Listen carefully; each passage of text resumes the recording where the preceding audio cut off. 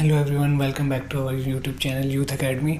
तो आज हम कंटिन्यू करेंगे अपना एनसीईआरटी का लेक्चर, जो होगा हमारा फ्रेंच रेवोल्यूशन पे, क्लास 9 के चैप्टर पे। तो आई होप आप लोग तैयारी करके आए होंगे। तो ये हमारा फर्स्ट चैप्टर रहने वाला है, जो हमारे जो मॉडर्न हिस्ट्री है उस पर बहुत ही गहरा प्रभाव रहा है इस चैप्टर का, क्योंकि इससे पहले जो भी क्रांति हुए, जो भी बदलाव आए, वो हमारे अधिकारों को लेकर नहीं थे। ये पहला चैप्टर है जो हमारे अधिकारों को से अवगत कराता है, चाहे वो लिबर्टी हो, फ्रीडम हो, और भी ऐसे टर्म हम इसमें जानेंगे कि कैसे यूज़ में आए। और रेवोल्यूशन का मतलब जानेंगे सबसे पहले कि रेवोल्यूशन किसे कहते हैं। आई होप आपको क्लास समझ में आएगी। तो ये बेसिक सी एनसीईआरटी पर रहने वाली है। इसमें हमने समरी अभी प्रोवाइड नहीं की है। इसके बाद हम समराइज फॉर्म में इसी चैप्टर को लाएंगे।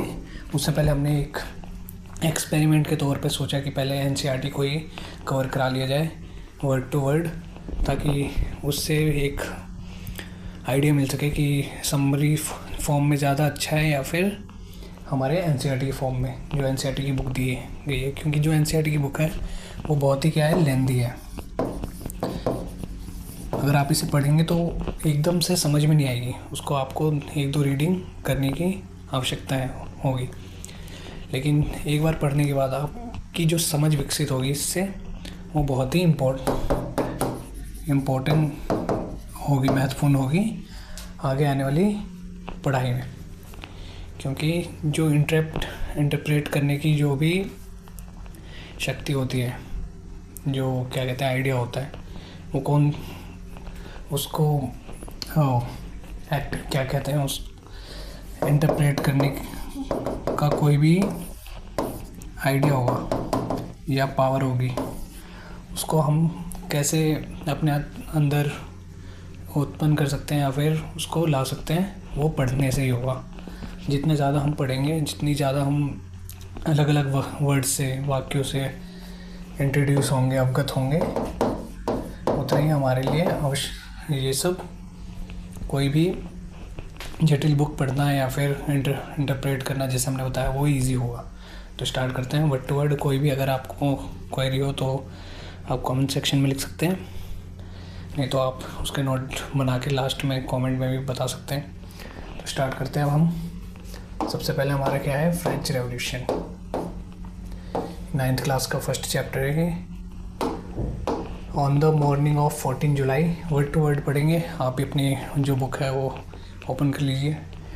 तो कौन सी मॉर्निंग, 14 जुलाई की मॉर्निंग, ईयर है 1789। The city of Paris was in a state of alarm. State of alarm means वो एक तरीके से नींद नहीं आई थी किसी को, वो एक जागरूकता का समय था। कौन सी टाइम की बात हो रही है यहाँ पे, 14 जुलाई 1789। The king had commanded troops to move into the city. राजा ने सैनिकों को कहा कि किसकी ओर प्रस्थान करें, किसकी ओर जाएं, इनटू द सिटी, सिटी में जाओ। Rumours spreaded would have order to armament. और रूमर्स क्या फैल गया कि राजा ने आदेश दिया है किसको, ट्रूप्स को, सोल्जर को, कि ओपन फायर कर दे, लोगों पर गोलियां चला दे। ये बताया गया यहाँ पे। The king had commanded to move into the city. Some 7,000 men and women gathered from in front of town hall and decided to form a people's militia. They broke into a number of government buildings in search of arms. तो इसी को देखते हुए, किससे, जो राजा ने आदेश दिया था ट्रूप्स को, सैनिकों को, ऐसी अफवाह फैल गई थी कि राजा हम पे हमला कराने वाले हैं। तो इसी के चलते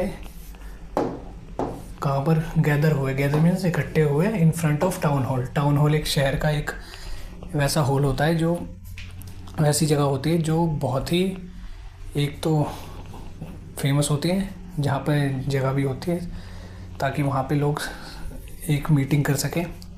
तो वहाँ पर इकट्ठे हुए लगभग कितने, 7,000 मैन एंड वुमेन वहाँ पे इकट्ठे हुए, और into a number of government building. तो उन्होंने क्या करा, उन्होंने एक विद्रोह की भावना उनमें जगी कि राजा के जो सैनिक है वो हम पे हमला करने वाले हैं, उससे पहले हम भी अपने लिए कुछ ना कुछ जो भी व्यवस्थाएं कर लें। तो उन्होंने आर्म्स हथियारों के लिए गवर्नमेंट बिल्डिंग में क्या करा, आक्रमण कर दिया, उन्हें तोड़ने फोड़ने लगे। किसकी खोज में? आर्म्स की खोज में, हथियारों की खोज में। Finally a group of several hundred peoples march towards the eastern part of the city and storm the fortress prisoner and Bastille. एक बास्टिल किला होता है, किला था कहाँ पर? पेरिस में। ये एक तरीके का निशानी थी राजा के निरंकुश शासन, निशानी किसकी?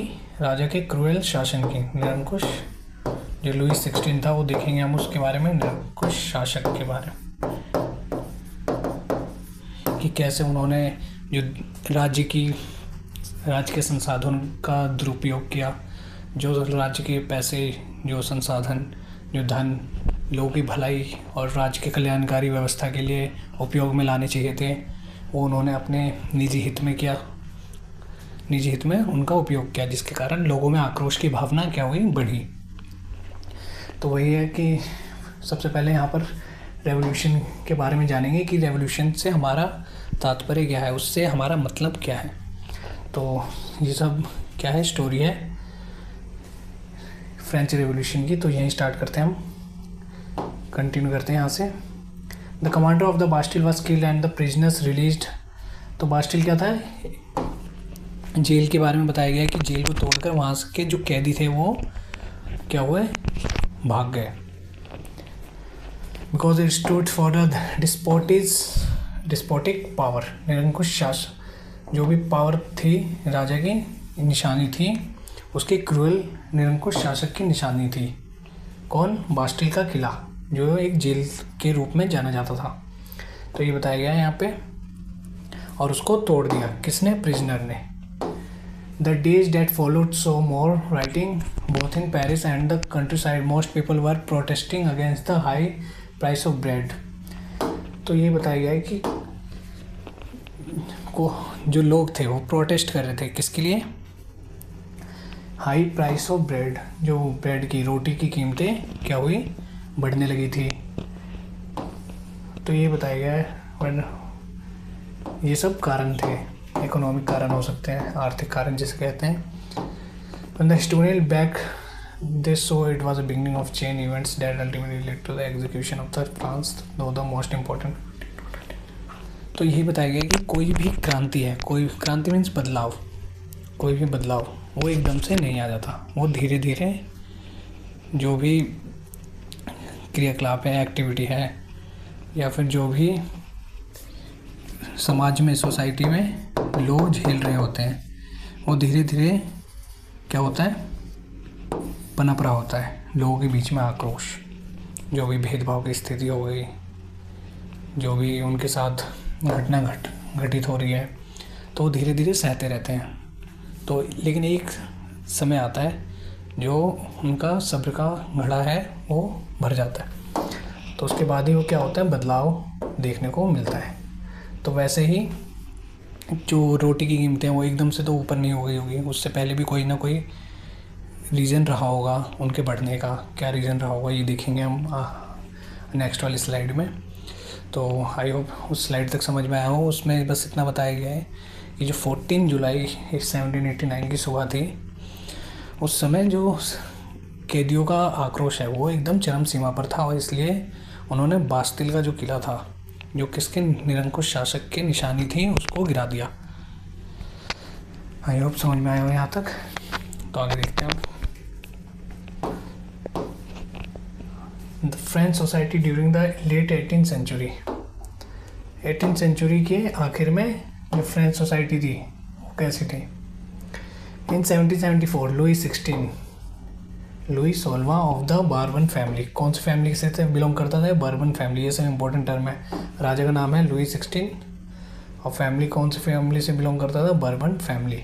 Of a king ascended the throne of France. इन्होंने क्या किया? फ्रांस की गद्दी पर बैठे। He was 20 years old and marriage to the Austrian princess Marie Antoinette. इनकी वाइफ का नाम क्या था? मैरी। मेरी इनकी वाइफ का नाम था। 20 साल की उम्र में गद्दी पे बैठे। कौन सी उम्र में? सन था 1774। Upon his accession, new king found the empty treasury, long years of war and had drained the financial resources of France। तो ये बताया गया कि जो उनका खजाना था वो उतनी मात्रा में नहीं था। क्यों? क्योंकि जो लंबे समय से युद्ध चले आ रहे थे फ्रांस में, उनका खजाना उसमें व्यर्थ हो गया था। तो ये बताया गया यहाँ पर ड्रेन, खर्च होना। Court and the immense palace of Versailles. Versailles एक पैलेस था। Under Louis 16 France help the 13 American colonies to gain their independence from the common enemy, but in the war added more billion of lives. तो इनके कारण क्या थे? एक तो इनके पास युद्ध के कारण पैसे नहीं थे। इनके जो खजाना था, शाही खजाना, उसमें पैसे नहीं रहे थे। क्यों? क्योंकि जो अमेरिका में युद्ध हो रहे थे, किसके साथ? ब्रिटिश के साथ। तो उनकी हेल्प करने में, अमेरिकन की हेल्प करने में वो पैसा जा रहा था। यही बताया गया है। अब देखते हैं। द वॉर एडेड मोर, ये तो देख लिया हमने। 10% loans show French government for obliged to spend increasing percentage. अब एक एक पॉइंट यहाँ से देखेंगे। आप अपनी बुक खोल लीजिए, अब देखते हैं। The court running government office and, तो और जो किसी भी इंस्टीट्यूशन, संस्था को चलाने के लिए क्या चाहिए?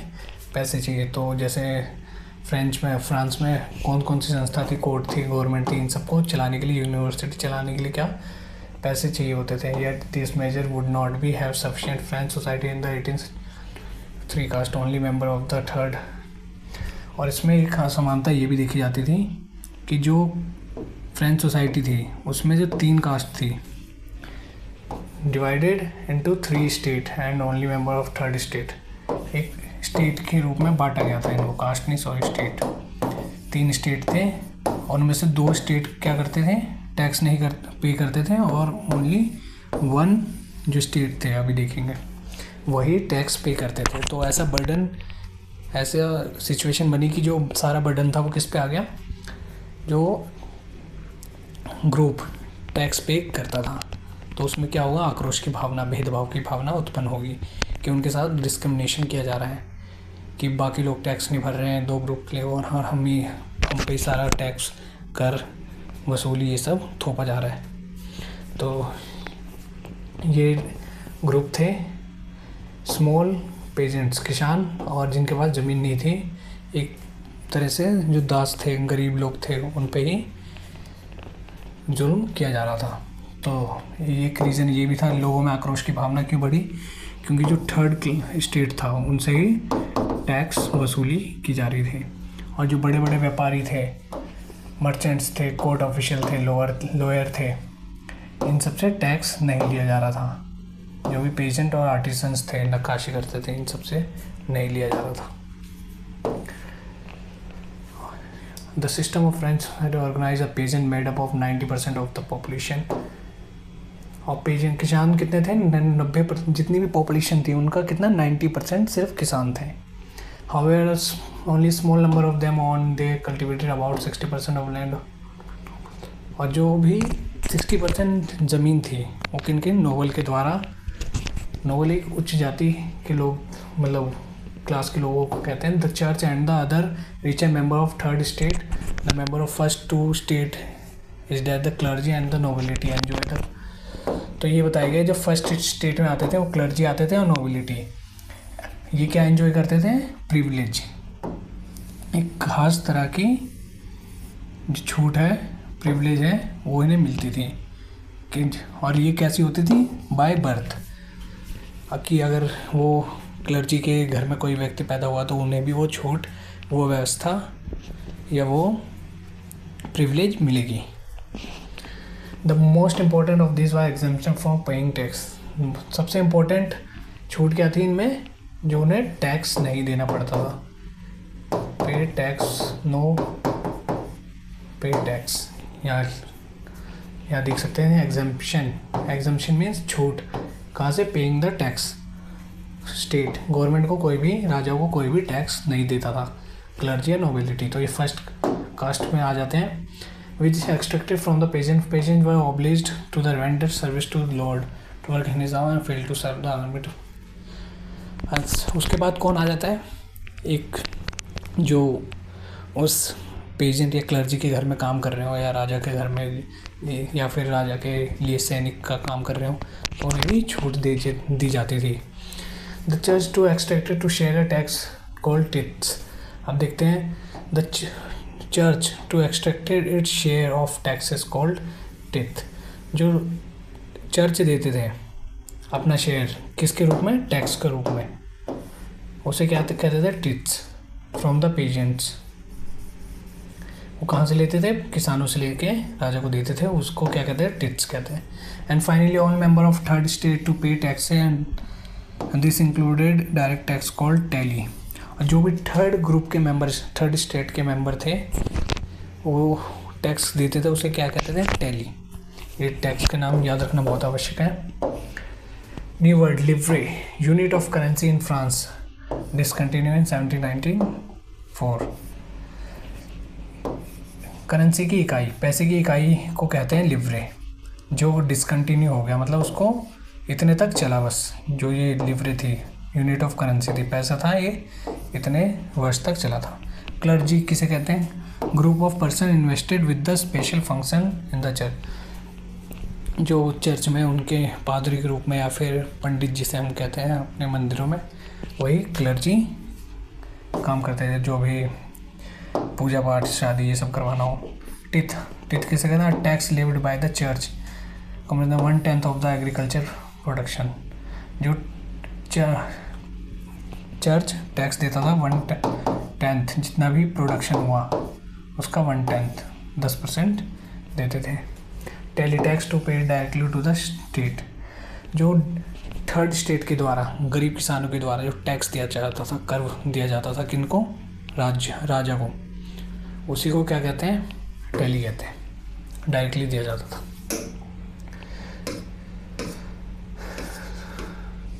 ये यहाँ पर दिखाया गया, explain by the artist has portrait the nobles man as the spider and the peasant as the fly. तो इसमें this poor fellow brings everything grain from and salad he does not even. तो ये सब picture आपकी जो सोचने की क्षमता है उसको विकसित करने के लिए कि ये क्या दर्शाया जा रहा है इसमें। तो आपने इसको अपनी बुक में देखे ध्यान से, तो ये अपने लिए क्या लाया है यहाँ पे, ये गरीब किसान जो भी वहाँ उसने अपने खेत में उसका उत्पादन किया है किसी भी चीज़ का, फसल का, वो अपना पेट काट कर राजा को समर्पित कर रहा है गिफ्ट के तौर पे। लेकिन राजा क्या है, उसको उदार भावना से नहीं देख रहा, उसको एक हीन भावना से देख रहा है। तो ये बताया गया है कि राजा कितना क्रूल था उस समय। The nobles man is the spider and the peasant fly. तो इसमें ये बताया गया है कि पेजेंट को एक मक्खी के रूप में, और जो नोबल्स हैं, बड़े बड़े नोबल्स हैं, लोग हैं, धनी लोग, उन्हें स्पाइडर के रूप में क्यों दर्शाया गया है। तो ये आप अपनी सूझबूझ से भी बता सकते हैं, ये सिर्फ समझने के लिए है, इसमें कोई एग्ज़ाम पॉइंट ऑफ व्यू से इम्पोर्टेंट नहीं है। तो ये आप अपना अंदाज़ा खुद लगा सकते हैं। अब देखते हैं the struggle to survive. Struggle means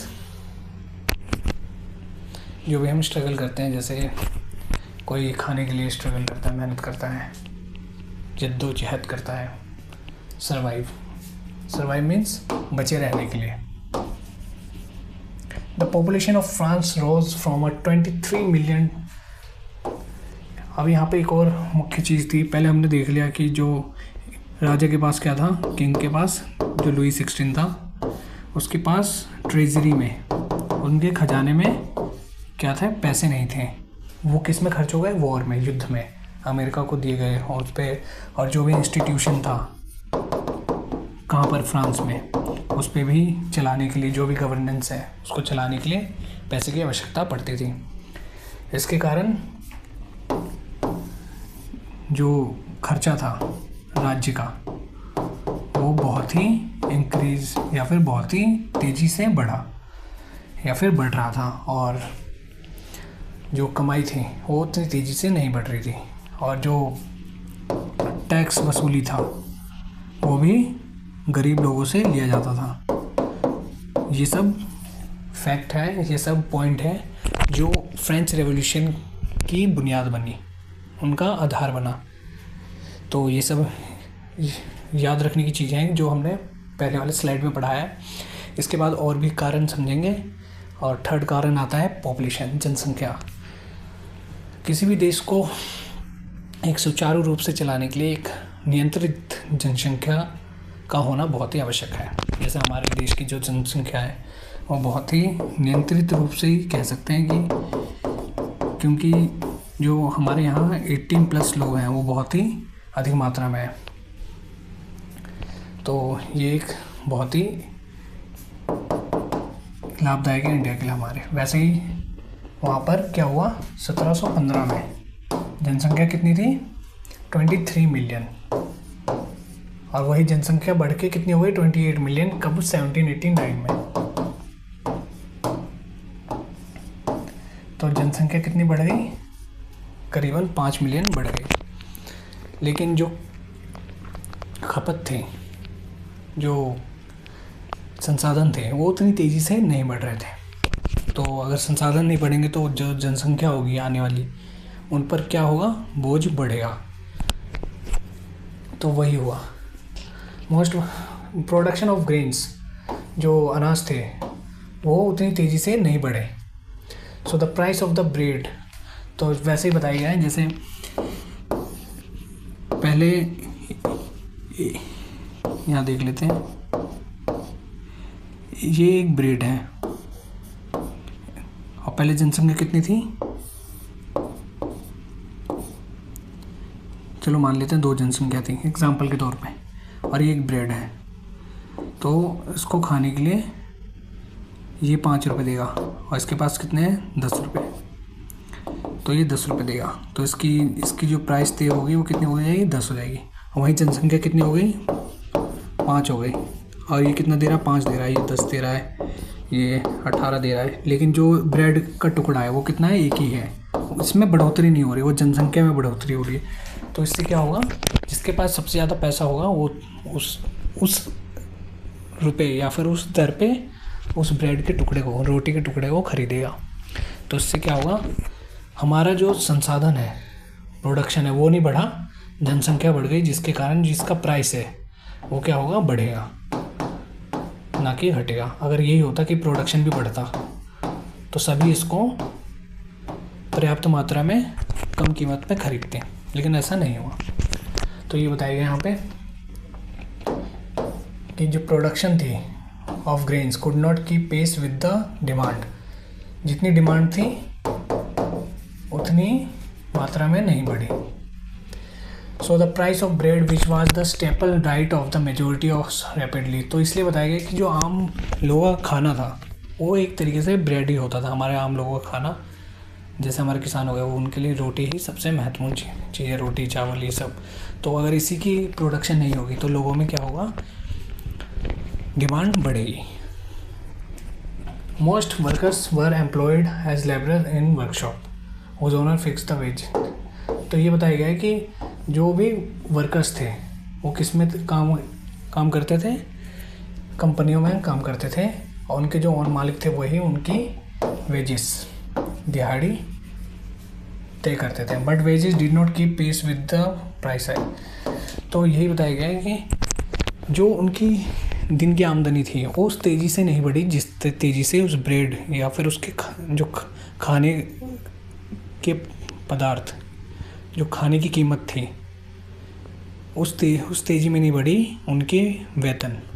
दिन की जो दिहाड़ी थी वो खाने की कीमत के साथ नहीं बढ़ा। तो क्या हो गया, खाने की कीमत और बढ़ गई और जो वेतन था वो उतना ही रहा। तो उसमें क्या हो गया, असमानता देखने को मिली। But the wages did not keep pace with the rise in price, so the gap between the poor and the richer widen. तो इसमें क्या हो गया, असमानता हो गई गरीब और अमीर में। Things become worse, drought and health and how the substance of prices that the occurred frequently in France and old regime. तो ये बताया गया कि लोगों में subsistence an extreme situation where the basic means of livelihood are endangered. अब ये एक इम्पोर्टेंट टर्म है, इसको एग्जाम पॉइंट ऑफ व्यू में से सब्सिस्टेंस क्राइसिस मीन्स क्या होता है, एक ऐसी सिचुएशन होती है, अवस्था होती है, एक्सट्रीम मीन्स एकदम पॉइंट के एंड में, जैसे अगर ये स्टार्टिंग है, ये बीच है, तो एक्सट्रीम ये कहलाएगी।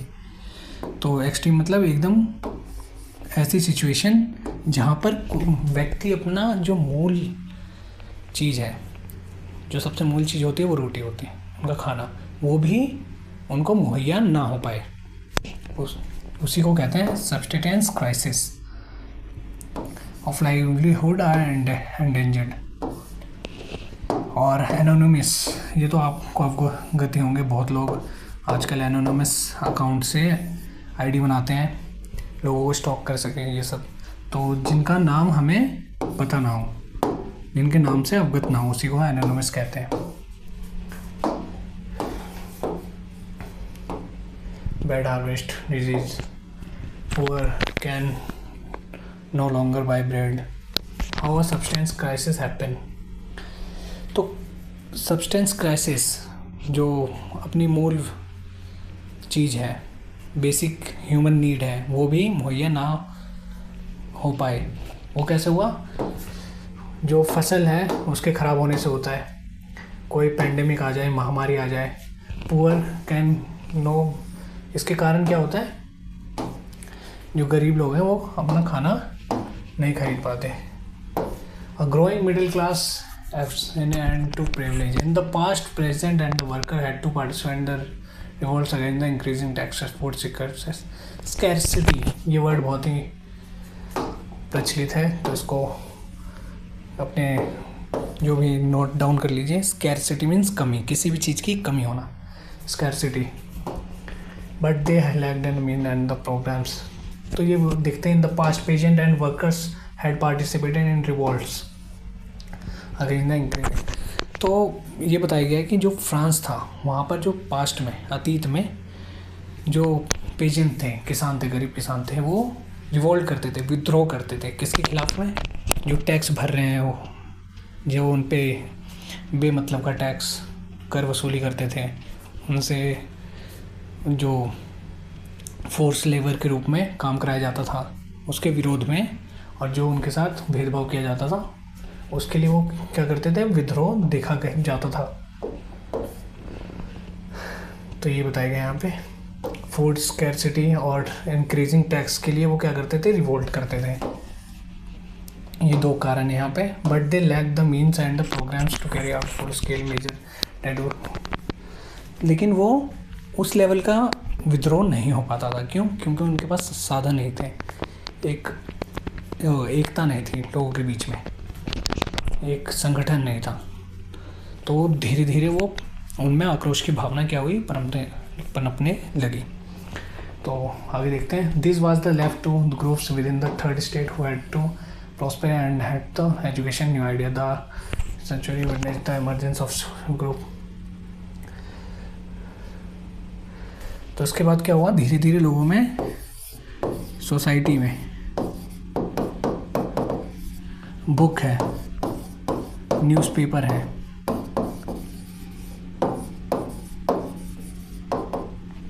और जो भी कहानियाँ हैं, लोकगीत हैं, जो कविताएं हैं, उन सब चीज़ों ने बहुत ही महत्वपूर्ण योगदान दिया। और वो enter the wealth through the और एमर्जेंस ऑफ सोशल ग्रुप्स, और जो सामाजिक कल्याण के लिए, सामाजिक कल्याणकारी व्यवस्था के लिए कार्य करते थे लोग, उन लोगों ने क्या करा, एक गुट बनाया, और धीरे धीरे धीमी आंच में वो क्या होने लगा, उनके बीच में आक्रोश की भावना पनपने लगी। तो ये बताया गया है कि इन्हीं सब कारणों की वजह से जो विद्रोह है वो देखा गया। लुइस एक्सटेंड में बोल the further text to able to meet the expense of the state gather the idea of this philosophy. तो यही सब आइडिया एक दूसरे में, एक जगह से दूसरी जगह प्रभाव होने लगा।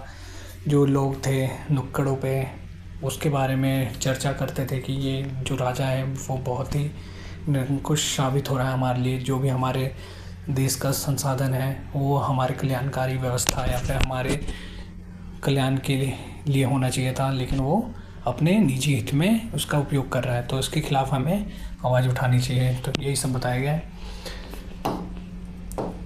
Accounts of lived experience in the old regime.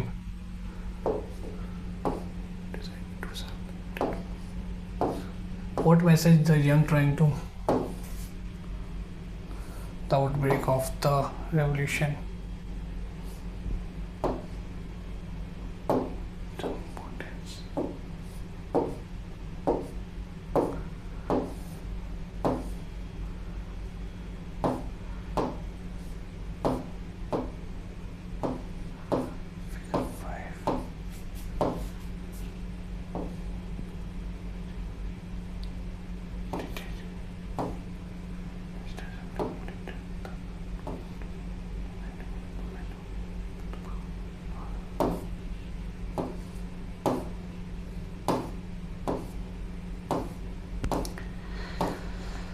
The outbreak of the revolution, जो क्रांति थी उसका आउटब्रेक कैसे हो गया, वो अपने हद से कैसे पार हो गया। तो यह इस चैप्टर को यहीं तक रखते हैं हम। कितने आधे घंटे की। अगर इस क्लास को आपको कंटिन्यू रखवाना है, आप लोग तो हैं ही, अगर ऑनलाइन वाले बच्चे, तो आप कमेंट सेक्शन में लिख सकते हैं कि आपको आगे की भी क्लास चाहिए। तो अभी हम इसको यहीं तक रखते हैं। आई होप समझ में आया हो। कोई भी क्वेरी हो तो आप कमेंट सेक्शन में लिख सकते हैं। तो थैंक यू, टेक केयर। आप लोग यहीं रुक जाइए, इसके बाद कंटिन्यू करेंगे। और आपको कोई भी अगर क्लास कंटिन्यू करवानी हो या इसको भी, तो आप कमेंट सेक्शन में लिख सकते हैं। मिलते हैं।